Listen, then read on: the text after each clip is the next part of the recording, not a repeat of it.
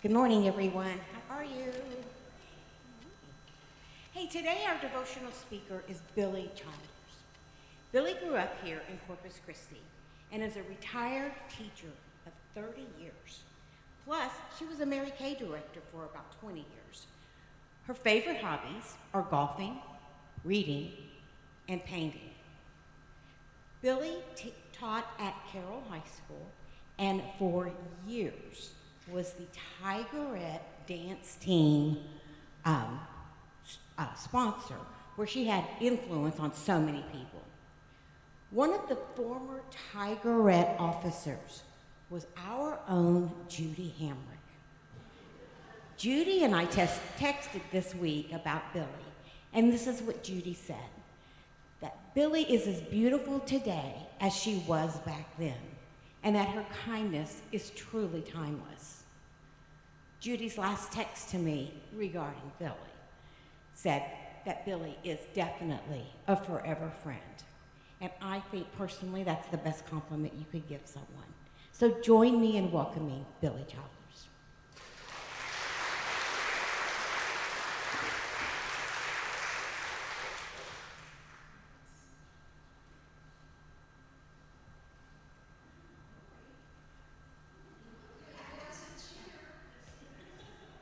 You got it. No, thank you so much, visual aids. This summer, we had a wonderful Bible study here, and we studied the book of John. Can y'all hear me okay? Good. And in John 15th chapter, it talks about bearing fruit and staying connected to the vine. So, got a little visual aid.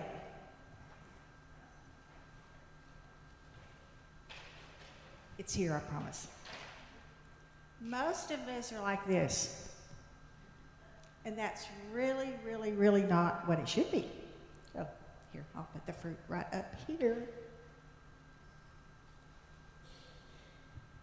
This, not the bag, the fruit. This is what we should be. This is what we should strive to. And I'm going to let you here. You can hold the fruit. There you go. Okay. So the story I'm going to tell you today is true. And when you spend that many years in the classroom, things happen. And I had the most amazing class. Now, this is back during the Vietnam years. So I'm old, okay?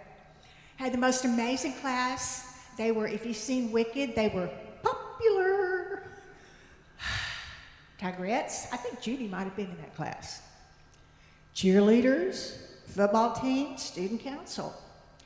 And it was close to the end of the period, and all of a sudden, the door opened up, and the counselor came in with the ugliest, smelliest kid I had ever seen in my life. And we didn't have air conditioning back then. And this was the reaction from my popular class. And they ran for the windows. Well, the bell rang, everybody left, and little Joey, his name was Joey, I'll never forget, he kind of hung his head, and he left.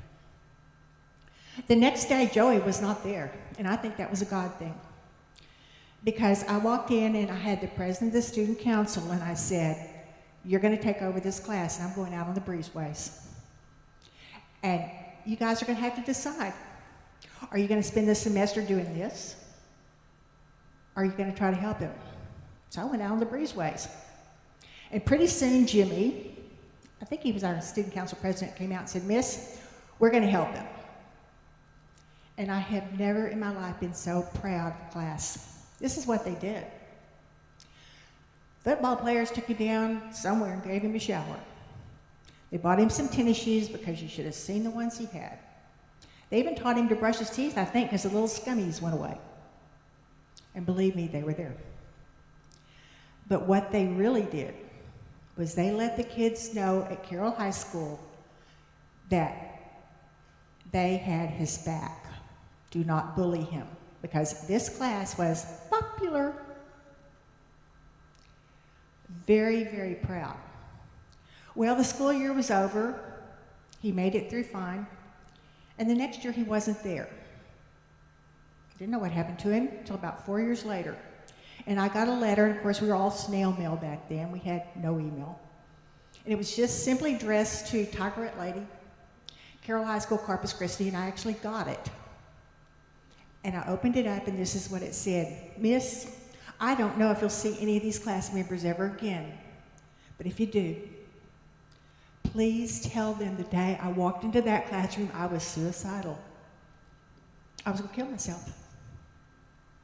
But because of what they did, I made it through. I graduated from another high school, went to Vietnam, made it through Vietnam, married, and I have a son. So please, if you ever see him again, tell him what they did. I believe in my heart that every single day, something or someone passes our path where we can bear fruit.